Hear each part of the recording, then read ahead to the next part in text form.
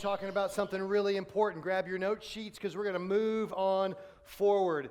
It can be jarring to go from normal, hectic, crazy, marginless life to a little peace, right? It can be jarring to move there, but that's really what this series is calling us to do. I believe that's what God is calling us to do, is to move from the crazy, frantic, marginless living to a life of margin. And today what I want to talk about is I want to talk about an area of our lives where we think we don't need to pursue margin. Yet it may be the most dangerous aspect of our lives to us if we don't. I want to talk about this area that we think we can just kind of float through, not have a plan for, just kind of get by with. But yet if we don't create margin in this particular area of our lives, it can literally kill us. And we just act like it's no big deal in our lives. Just to make sure we clarify what we're talking about one more time, last time, let's make sure we know what we're talking about. The definition of margin, it's the first blank on your page. Margin is the amount available beyond what is necessary. The amount available beyond what is necessary. And today I want to talk a little bit about moral margin. I want to talk specifically about sin that enters our lives and creates immorality. We don't really like to use that phrase in the world today so much in the church world, right? Because what is morality? Where does morality come from? Who decides what's right and what's wrong? Who decides what's good and what's bad? Is it the government? Does the government make that decision for us? Let's hope not. Did our teachers back when we were in school, or when you're in school now, did they make that decision? Do our parents make that decision for us, what's right and what's wrong?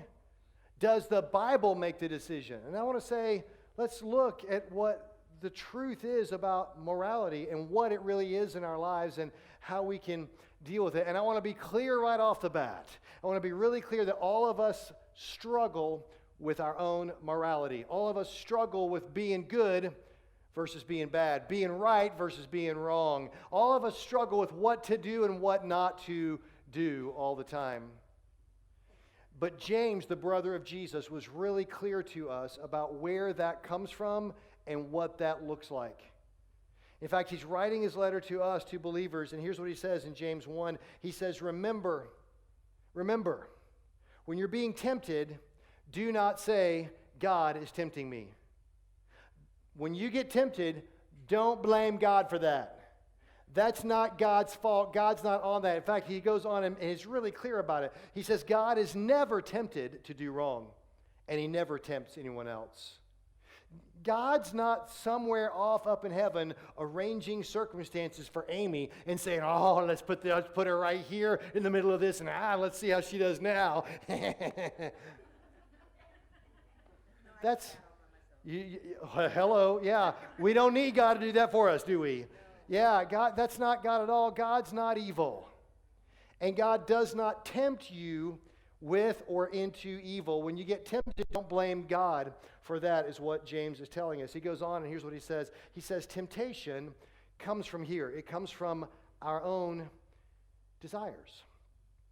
Temptation comes from our own desires. Temptation to do the wrong thing, to go the wrong place, to screw up your life. It comes from your own desires. It comes from what you want. It comes from your heart's longing. So my question for you is, what do you really want? What do you really want? And it's that thing that will move on you, and it will entice us and drag us away. This phrase, entice and drag away, it's a phrase that was common in that day. The Greek word here is deliazo. It's a hunting or a fishing term, and it means to bait and to ensnare. To bait and to ensnare. So what is it that baits you? What is it that gets you? What is it that you really, really want? Because that's the thing that once it baits you, it hooks you. It gets its hooks into you, and it drags you away from the person that God has called you to be. It's not something that God does in you. It's something that we do to ourselves. So here's the way it usually goes for me. I know I was a youth pastor for a long time. I was a youth pastor for like 20 years. Did you know that? Because I'm old. Thank you for politely laughing. Yeah, we all know it's true. I'm old, and so I was a youth pastor for like 20 years. Holy cow, am I old? I've been doing this for 10 years now. So I was a youth pastor for a long, long time, and the way the question was always asked, when you're a youth pastor, you know the question because you've been there. You always ask the question, hey, youth pastor, how far is too far? Right? How far is too far? Where's the, line? Where's the line? And I want to stay on the right side of the line. I don't want to cross the line. I don't want to do the wrong thing. I don't want to sin. I don't want to do bad. I don't want to make God angry. I don't want to ruin my life. So tell me, if you'll just tell me where the line is. Because if I know where the line is, then I can get right up against it. Right? If I know where the line is, I can just get right up against it. I can still be okay. I'll be right up against that line. I can just eliminate all distance between me and the line, and I can enjoy as much as I can without getting hurt. How close to the fire can I get without getting burned? Right? How close is the line? In other words, is there some line? Is there some line that you draw that's there? Is this a smart way to live your life? Okay, I'm from Florida. Anybody else here from Florida? Florida people, let me see your hand. Come on, Florida people, let me see your hands. Yeah, look at a lot of us don't even want to admit that we're from Florida. All right, so I'm from Florida, and I was with some people just earlier this week, and this one young lady in a class I was in, she was saying that she had never seen an alligator in real life. I'm like, dude, come to Florida, because if there's water, there's gators. Am I right, Florida people? If you come across water, trust me, there's gators. And so here's how you prove that. We used to, you always go out, and we lived in Ocala, Florida for a little while, and it's a town, like all towns in Florida, that's full of these little lakes. You saw these little round lakes all over the place. Used to be sinkholes, but now they're lakes, right? And so there's these lakes everywhere. And, there's always that section of the lake where all the weeds grow up. Nobody takes care of that part. All the rest of the lake is kind of cleared out and around, but there's that one part, and you know what's in there. Yeah, the gators are in there. If you don't believe me, what you do is you go out there at nighttime and you stand on the dock, and you shine your flashlight around the lake. And you shine your flashlight, you don't see anything until your light hits the weeds over there, and then what do you see? You see those eyes staring by. The gator's in the weeds right over there. It's dark, and but I'm not, that's where the gator lives. But do you ever be like, come on, let's go check, let's how close can we get to the gator? Do you ever push your way through the weeds? Okay, gator, here, gator, and where's the gator's striking range? Is it right here? Because if the gator can strike you right here, I'll just get really right up close. Here, come on, gator, right? Is that what we do? No, because you're not an idiot, right? But your dogs will do it, that's for sure. Your dogs will do it because your dogs are not smart, like you hopefully are, Ron Arline, hopefully. Yeah, we don't do that because that's stupid. We would never do something stupid like that because that you get close to that gator, but mama gator's just under the surface right here, right? You never know what's going on. You don't want to get too close to the gator because the gator will eat you. Right? And that's what he's talking about here. He's saying that temptation, here's what he says, temptation comes from our own desires which entice us and drag us away. He goes on and he says, these desires give birth to sinful actions. And when sin is allowed to grow, when it pulls you in and gets into your life, sin gives birth to death. Think about that phrase. Sin gives birth to death. Gives birth to death. I tried to do some research on this phrase because it seems so paradoxical to me, birth to death. And frankly, I looked at a lot of books this week on this phrase, and I couldn't find anybody really writing about it. People really want to stay away from that, I think, because when you think about it, it just gets... It's so paradoxical, birth to death. Yet it's so common sense. You and I are to be people of life, right? We have the life of Jesus in us. Jesus is the way, the truth, and the life. And we live for him, and he lives in us. He gives us new life. We were dead, but he's brought us into life. We were dead in our sins, separated from God, and we had no hope for life. We had nothing but death. Because all of us have sinned. All of us have lived in that broken way. We are all born into it naturally. And so here we are, dead. But when we come into Jesus, because he loved us, because he's forgiven us, because he's already paid the price for that sin on the cross himself, he died in our place. He became death for us. Now he's risen again, and with his new resurrected life, dude, that's powerful life right there, am I right?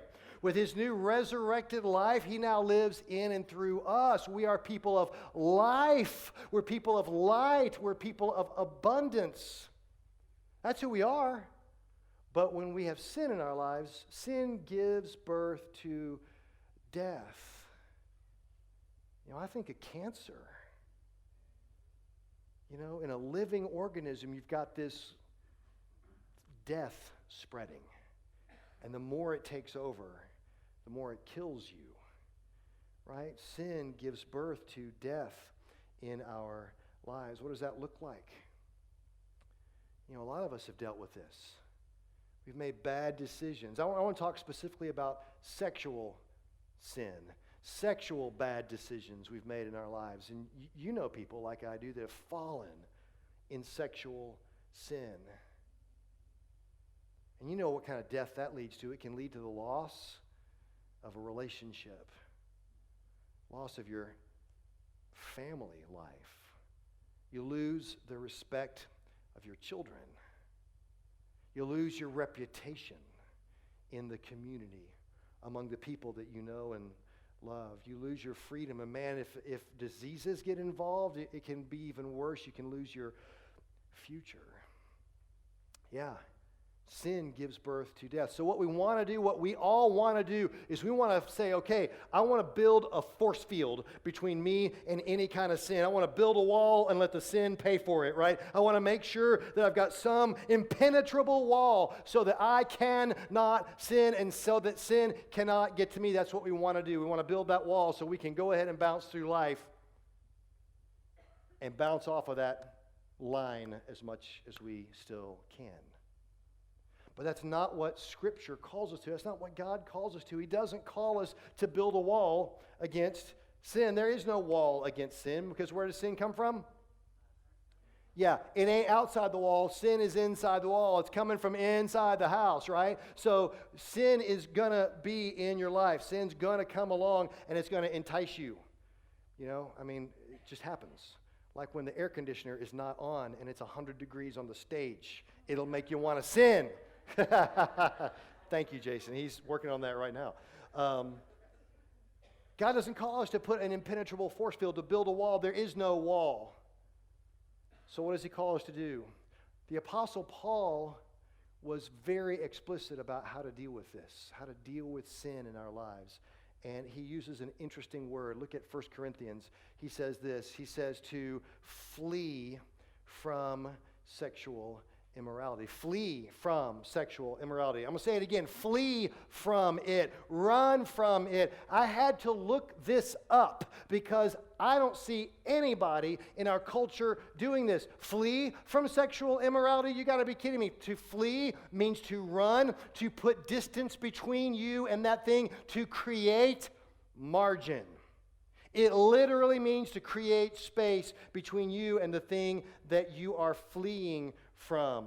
And he's saying we got to flee from sexual immorality. We got to run from it. Every other sin a person commits is outside the body, but the sexually immoral person sins against his own body. Just hold that right there for just a little bit. Yeah, the word here for flee is the word fugo, and it means to run, to create margin, to get away from, to not let it near you. If you're feeling it, if you're feeling the temptation, you're feeling the pull, if you're feeling the longing, if you want to get online, if you want to check that website, if you want to talk to that person, if you want to get near them, it says flee from that. But I don't know anybody that has this plan in their life. I'm just going to be honest. I don't know anybody that has this plan in their life. You see, here's the next blank on your page. I don't think that we flee from danger. Instead, we flirt with it. We don't flee, we flirt. Right? We don't flee, we flirt. I know we do. I know we do. I can tell how you do. Because it's a great TV show, man. It's a great show. Right? I mean, they've created this whole world and these compelling characters, and it's so well written and it's so well produced. It's just an amazing, it just draws you right in. You love this show. It's just a great show. Yeah, there's a lot of nudity. Yeah, there's a lot of sex in it. Yeah, it's really all the time, as a matter of fact. But dude, it's such a good show. So you binge watch the whole thing. 5, 6, 8, 10 seasons, I don't know how long. You just binge watch the whole thing, and you just consume it, and you just flirt with it. You just let it in to your life. Right? Or when nobody else is around you and the computer, you flirt with it. You know, when no one else is around but you and that coworker, and y'all have a familiarity, you have a kinship, you have a relationship, and, you know, you'll talk. It's just talk. But you'll talk. You'll say, where's that line? Let me just get right up against it as much as I can, and I just want to walk that line. I want to play with fire and not somehow get burned. Yeah, I think we flirt with it. I think we've conditioned ourselves. We've conditioned ourselves to where we think it's not that big of a deal. Conditioned ourselves. Okay, so I'm going to ask a question. How many of you guys are early risers, you're morning people? Morning people in the room? Come on, morning people. Okay, good. I saw those hands go up. How many of you are night owls? Night owls? Okay, I noticed that most of those hands are just going up slowly. Like, look, it ain't noon yet and you're asking me to do this? Yeah, I know. Okay, so some of us are night owls, some of us are morning people, right? So morning people, you're much more productive in the morning, right? You're in a good mood in the morning, you're happy, you're talkative, and your family hates you. I heard an amen on that one over here. I'm kind of a morning person, and my kids used to ask their Mom, please don't let Dad drive us to school. Please don't let Dad drive us to school. We're like, well, I love driving you to school in the morning. It's my time to talk to you. I get to hear what's going on in your day. They're like, yeah, we hate you. We just want to sleep in the car on the way to school. Right? Morning people. Evening people, night owls. You know, I just do more. I'm more productive at nighttime. I like to stay up late. I like to do this and that. And yeah, I don't get up early in the morning, but I thrive in the nighttime. What if I told you that science has discovered that there's nothing biological, physiological at all about morning people versus night people? There's no science to corroborate that some people are better in the mornings and some are better in the evenings. What they tell us after extensive research is that morning people or night people, they are who they are because that's just how they've conditioned themselves to be.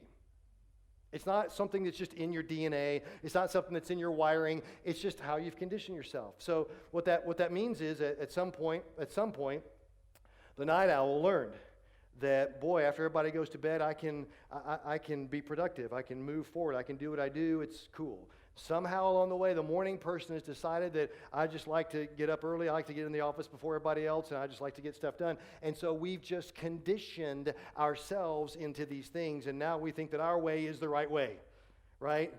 Because all you night people hate all of us morning people, right? I mean, it's just the way it is. It's just the way we think. We've conditioned ourselves. It's not just in us. We've just conditioned ourselves into this.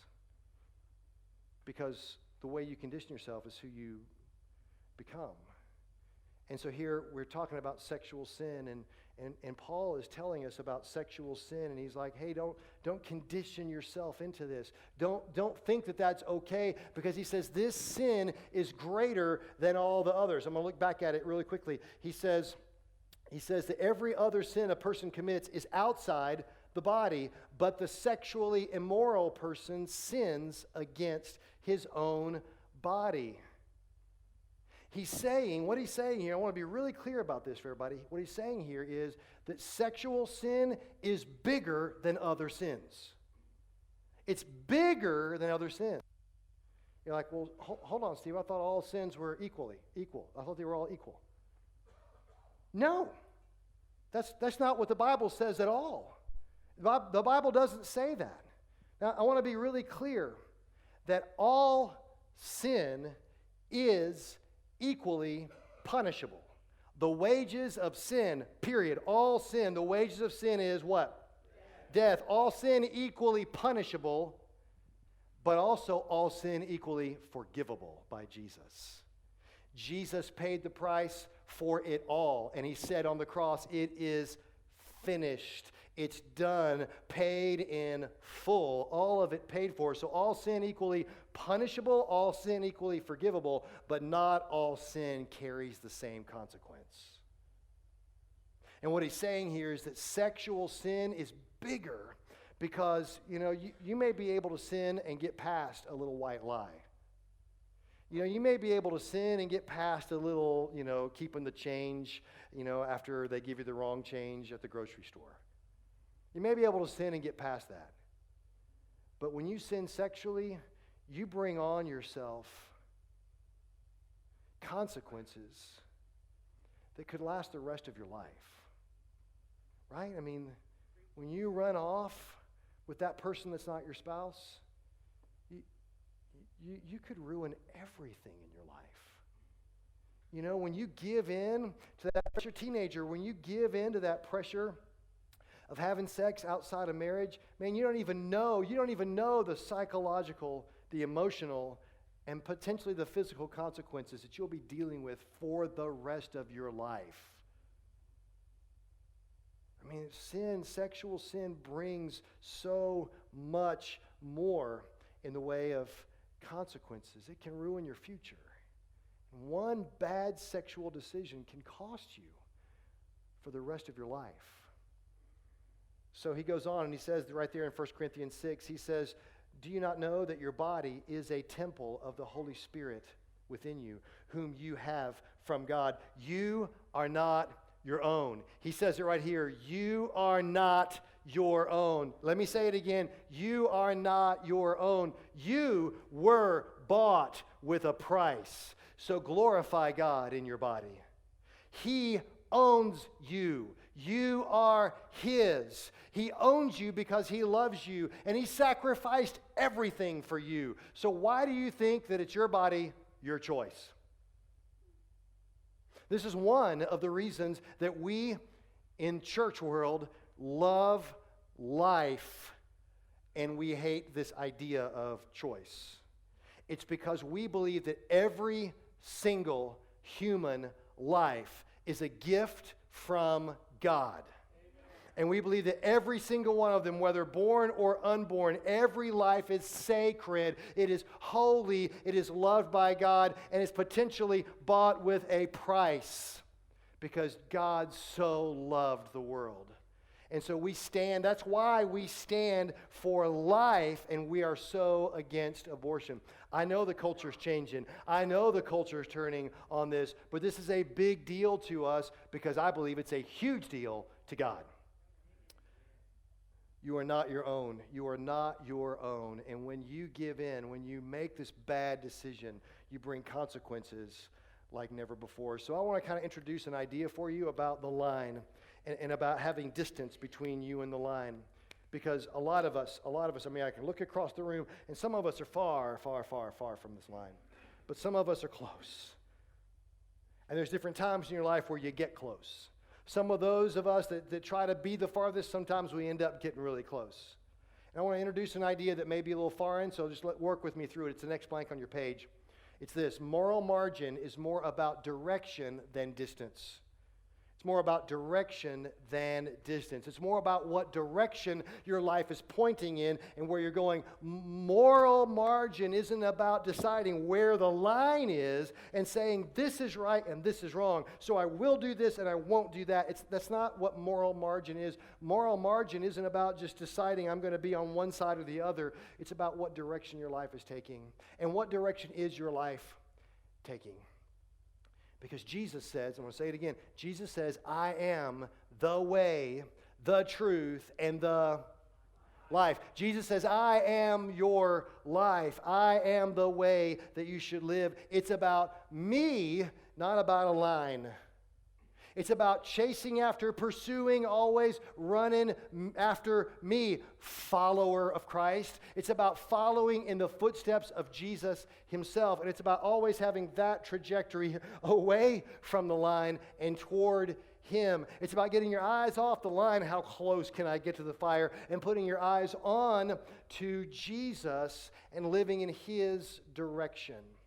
I'm going to try to put this into context a little bit with an Old Testament story that you're familiar with. It's the story in Genesis. It's the first big story in Genesis. It's hundreds of years after, the Tower of Babel and after the flood. Hundreds and hundreds of years go by. Generation after generation after generation have gone by. And as far as we know, God has been silent. God has not spoken. As far as we know, God has stepped back. And he's just kind of been hands off with the world. And no one has heard from God in many generations until one day, seemingly out of the blue, one day, God shows up and he speaks. In Genesis 12, he calls an individual, and you probably know his story. In Genesis 12:1 is where we find it. The Lord had said to Abram, leave your native country, your relatives, and your father's family, and go to the land I will show you. God shows up to this man, this old man, Abram, who's never been to church, never read a Bible, never been preached a sermon. He's just a random guy in a little place called Haran, and God shows up and says, hey, 75-year-old Abram, get up from where you've been living. I want you to leave everything you're familiar with. I want you to walk away from your family. I want you to walk away from everything you've ever known, and I want you to trust me. You don't know who I am. You don't know my name. You don't know where I come from, what I've done. You don't know anything about me. You've never heard a single Bible verse, because there's not a Bible yet, right? You don't know a single Bible. You don't know the Bible stories. You don't know about Moses. That's hundreds of years from now. Right? You don't know about the prophets. That's, hundreds of years from now. You don't know about Jesus. That's way off in the future. You don't know anything about me. I'm just asking you, 75-year-old Abram, to trust me, to get up and walk away, to get up and walk away. I don't know about you, but the older I get, the more I want comfort. I don't want to get up and walk away from everything I'm familiar with. I want to sit down, right? I want to take off my shoes. I just want to chill and relax. I just want comfort. Can I please just have a job? Can I please do this job? We've actually talked before, Sherry and I have talked, can we please just go live on the lake somewhere and I can just video in the sermons every Sunday from an easy chair? Can we do that? Will that work? Is that okay? So I want comfort. I know I want comfort. So do you, right? Right? So here's a 75-year-old guy, never heard any God talk at all in his life, except for probably pagan God talk. And God says, I want you to get up and go to the land I will show you. I'm not going to tell you where to go. I'm not going to tell you how far it is. I'm not going to tell you what direction you have. Just get up and go, and I'll show you. He's asking this guy to leave everything common sense in his life, everything that makes sense, and to step out on faith and to trust God even when it makes no sense at all. In verse 4 it says, so Abram departed as the Lord instructed. Abram departed as the Lord instructed, and Lot, his nephew, went with him. We see the story that he takes his nephew Lot and his wife and some of his, livestock and all the people that he had in his household, and they head out toward Canaan. And I don't have time to go through the whole story, but basically what happens is, they leave Haran, they arrive in Canaan. Canaan becomes the promised land, right? And so they get to Canaan, and Abram doesn't know the story yet. Like I said, there's no church, there's no support network, there's no Bible. So he gets to Canaan, and he stops, and he builds an altar. Right, and then he travels somewhere else, and he stops, and he builds an altar. And he keeps going throughout Canaan, traveling by stages, and wherever he goes, he builds an altar. I wonder why he does that. I think it's because he knows that he's walking by faith. He's trusting in something that doesn't make any sense, and he knows that he needs to be able to remember this because times are going to get hard. Times are going to get tough. Temptation is going to come to turn from God. And so he wants to set up altars everywhere he goes so that he can always look at them and remember that he's following something bigger. He's trusting in something more. So he builds these altars everywhere. And then they end up down in Egypt. And if you know the story, bad decisions are made. Abram blows it with his wife, and he blows it with God. He really makes some horrible mistakes. And so they leave Egypt and go running back to Canaan. They run back home to Canaan, and he immediately gets before one of his altars, and he prays. He reconciles with God, and he begins moving back in the right direction. And I think God protects and provides for Abram in this Old Testament scenario because even though he makes bad decisions, the trajectory of his life is to follow God, to chase after God. Sure, he crosses the line here and there, but I believe that it's more about direction than about distance. It's about the trajectory of your life, having your eyes focused on Jesus. Because, Amy, you're going to make mistakes. Thank you for confirming with me. Ty, you're going to make mistakes every day. It's just going to happen. You're going to choose the wrong thing from time to time. Philip, we're just trying to pull you back across the line. You live on the wrong side of the line. Stay off Highway 5 when Philip's traveling, yeah. So I know you're going to make mistakes. You're gonna have line crossings here and there. But the whole thing is about the trajectory. Jesus says, I am the way, the truth, and the life. And when your life is his life, when your focus is his focus, when your purpose is not yours, but his purpose, and when you are following him, believer, when you're following him, that's when your life is blessed. That's when you have momentum and power to move in right directions more than in wrong directions. That's what Abram was doing. But the story continues. Because Abram and Lot, they come out of Egypt and back into Canaan, and they've both become super wealthy. And they have lots of livestock all around. And they have so much that they just can't coexist in the same place. And Abram knows they need to separate. They need to get some distance between them. And so he takes Lot up on this mountain, up on this precipice, and they can look out all across the land. And he says to his nephew, he says, I love you, and I don't want conflict between us. So here's what I want you to do. I want you to look out across the land, and you pick a spot. That'll be your spot. You go in a direction, and whatever direction you go in, that's yours. And I'll go in the other direction, and we'll separate, but we'll still have a relationship together. And so Lot, being a good businessman, he looks out all across the land, and he looks off to the Jordan Valley, and he looks off into Canaan. Canaan's arid and dry. It's almost like a desert. There's just nothing there. You can't really live on that. I'll get here in just a minute. I promise I'll get here in just a minute. Can't really live on that dry, arid nothing. But he looks over to Jordan, and he sees this beautiful, fertile valley. And it looks like a great place for him and his flocks to go. And so that's where we'll get to it. And it tells us this here in Genesis 12. So Abram settled in the land of Canaan because Lot chose the healthy, wealthy land. Nothing wrong with that decision. Nothing wrong with choosing that. Abram said, go where you want to go. So he says, I'm going to go over here. And Abram settled in the land of Canaan, and Lot moved into the Jordan Valley, where it was beautiful. But look, he moved his tents to a place near Sodom, and he settled. He went near Sodom, and he settled. He settled among the cities of the plain. But the people of this area, in those cities, were extremely wicked and constantly sinned against the Lord. And we see this pattern of Abram going from altar to altar to altar, remembering who God is, having his eyes focused on God. But we see this pattern of Lot where he goes and he settles. Abram follows God, and Lot settles.